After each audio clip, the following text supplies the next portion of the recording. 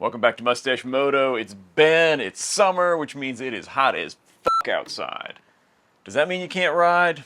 Of course not. But you got to be careful, you got to be smart, and you got to make sure you know the warning signs of what happens if you're getting too hot. It can be dangerous. Just this past week, we had bikers get into trouble in Death Valley. Of course, it was like 128 degrees there, but one actually died. Another one ended up in the hospital, had to be transported, and that's from getting overheated, heat stroke, and I'm sure dehydration too. So let's talk about what the warning signs are for those problems, how you can know if you're hydrated enough and how to hydrate. Then on top of that, I've got a couple of really cool tips at the end, how to cool yourself off and how to make a ride actually comfortable even if it's up in the 90s, 100 degrees. Let me start, before we go into all the hydration things, let me tell you I'm not a doctor, I'm not a physiologist, but what I am is an ultra runner. So I've run 50 and 100-mile races in the South in the summer. That's all about staying hydrated, knowing your body, knowing when you're overheating, and knowing how to counteract that. So I've got a lot of experience. This is all first-hand knowledge, and I think it's really going to help you. All right, let's jump right on in. Now, danger signs. This is probably the most important thing you want to make sure you understand. If you start having any of these symptoms, you got to get into air conditioning. You got to get cold ice on you. You got to get, cold water on you, drink. You got to maybe even seek medical attention at this point. But if you get confused, if you start losing your coordination, vertigo, if you start getting a really bad headache, if you stop sweating, and if you get goosebumps or chills, these are really clear signs you're getting into trouble. You got to do something drastic or you're going to really have a hard time. Um, Hydration. If you haven't stopped to pee in 2 or 3 hours, you're dehydrated. You need to get more liquids in you. What do you want to drink? Beer. Well, you're not going to be drinking beer on the bike, but you might have had it the night before. Beer dries you out, dehydrates you. It's a diuretic, or any alcohol.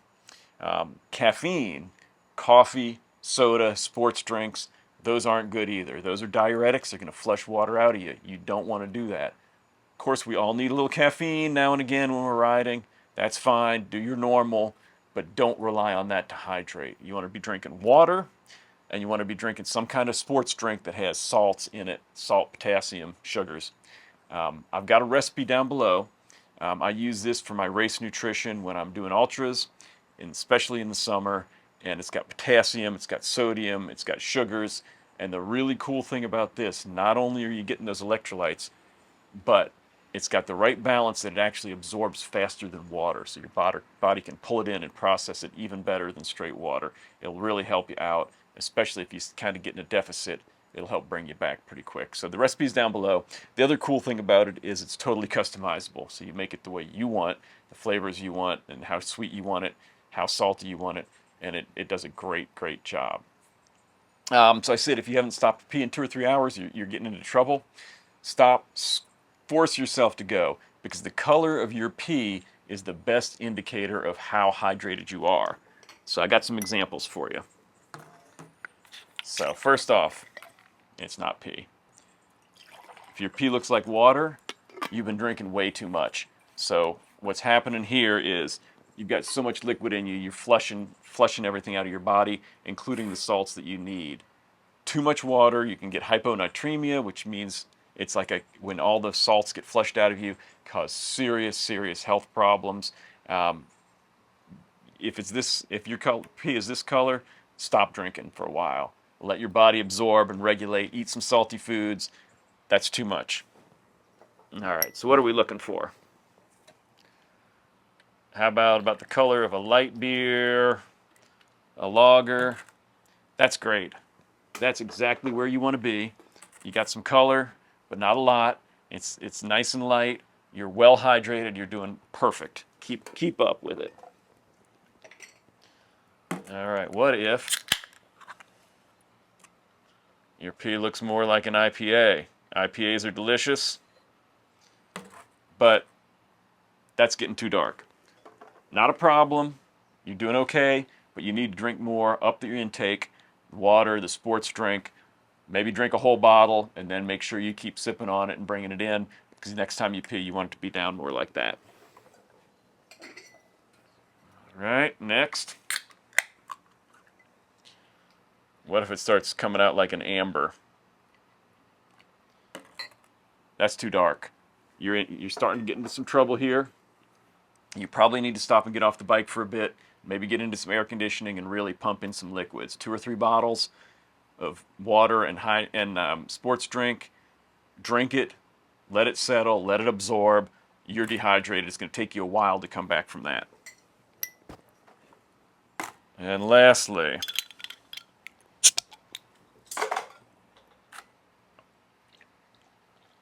stout. If you stop to go to the bathroom and your pee looks like a stout, you got a problem. You probably need to go seek medical attention right away. You're probably going to need an IV. You're way, way, way into a deficit. It's going to be really hard to climb back from that. You're in a lot of danger. Go get some help. All right? So that should give you a pretty good idea of where you want to be. Right here, maybe up into here. Keep maybe a little bit lower, but not all the way to the clear. That'll give you the perfect indication of how hydrated you are. All right, give me a minute to get this cleaned up. I'll be back to you.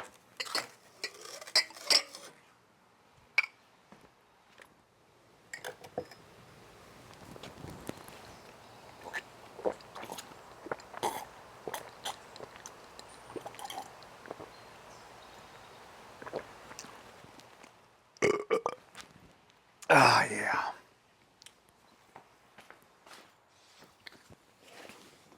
All right.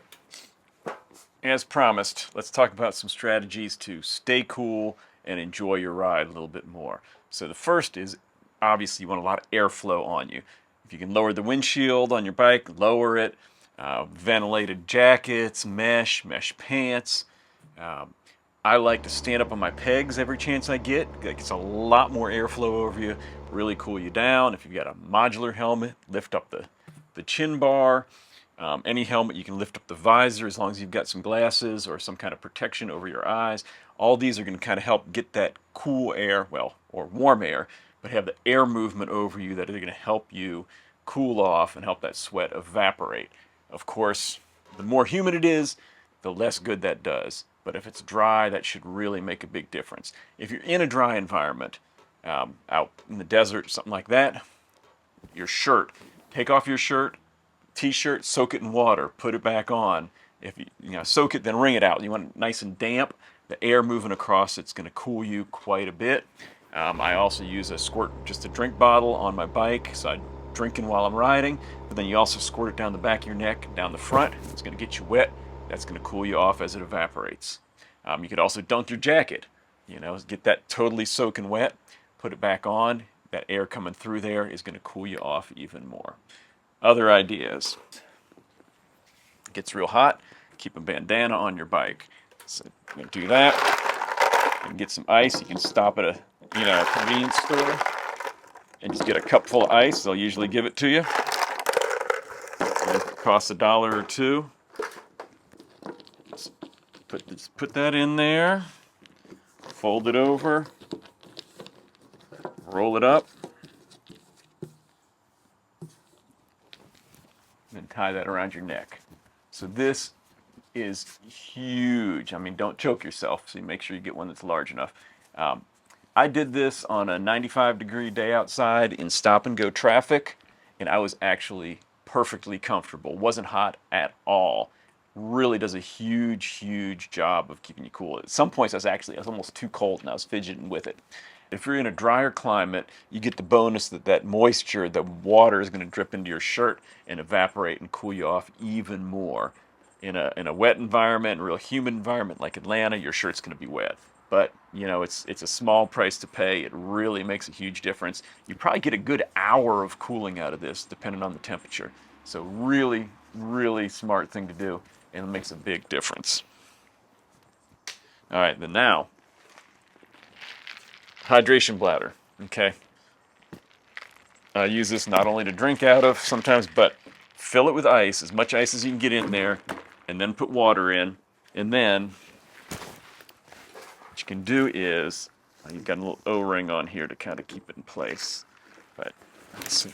where my back armor is. Open that up. Drop this in. And then the little hook on top gets hooked. And I'll put that O-ring in there to hold it in place. All right. Now, that is going to keep me cool for a good 2-3 hours. I mean, it's amazing how long the cool lasts. And you get the ice pack basically right on your back. Now, I don't know how this is going to affect any body armor, any back armor you got in there. That's for you to decide. You know, you make your decision if that's safe. I think it is, because I think the water would actually help you, probably cushion you if you did have it get off. The one downside to this is it does pull, so that the collar's going to hang back a little bit in your jacket. On my bike, if I lean back, the seat kind of holds it up and holds it in place. Really comfortable. Doesn't cool as well, quite as well as the bandana, but you get a lot longer out of it. Make sure you put some sunscreen on your neck, though, if you don't also wear a bandana, because with it pulling your collar down, you're going to get sunburned, and then you're going to look kind of funny. Huge increase in comfort right here. All right, now, get out there and ride.